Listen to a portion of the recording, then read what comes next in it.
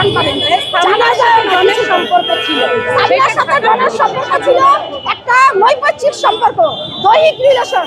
এই রিলেশনটা সালমান শাহ যখন শুটিং স্পটে থাকতো, ডন মুস্তাক দুজনেই সালমান শাহর বাড়িতে আসা যাওয়া করতো। সামিয়ার কি একজনের সাথে সম্পর্ক ছিল নাকি একাধিক সম্পর্ক? একাধিক লোকের সাথে সম্পর্ক ছিল, রনি নামক এক লোকের সাথে তখন সম্পর্ক ছিল, মুস্তাকের সাথে সম্পর্ক ছিল।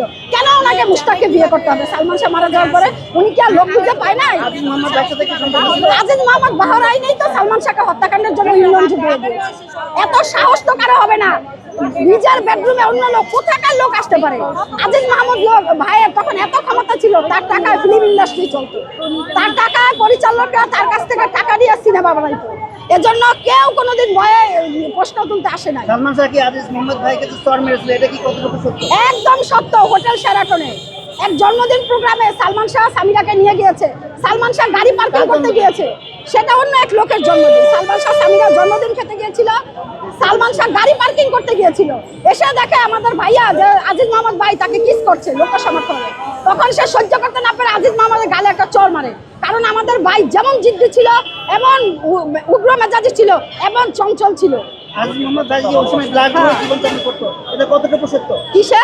আজিজ মোহাম্মদ ভাই যে ব্লাড বহুল জীবনযাপন ছিল তার। আজিজ মোহাম্মদ ভাই বর্তমানে হংকং আছে, নারী দেহ ব্যবসা, মদ, ওনার কাছে এগুলো হচ্ছে নিত্য নৈমিত্য ব্যাপার, নিত্য নৈমিত্য ওনার কাছে ব্যাপার এগুলো। আজিজ মোহাম্মদ ভাইয়ের কাছে যে দেশি বিদেশি নায়ক নায়িকা ধর্ণা দিত, এটা কতটুকু সত্য?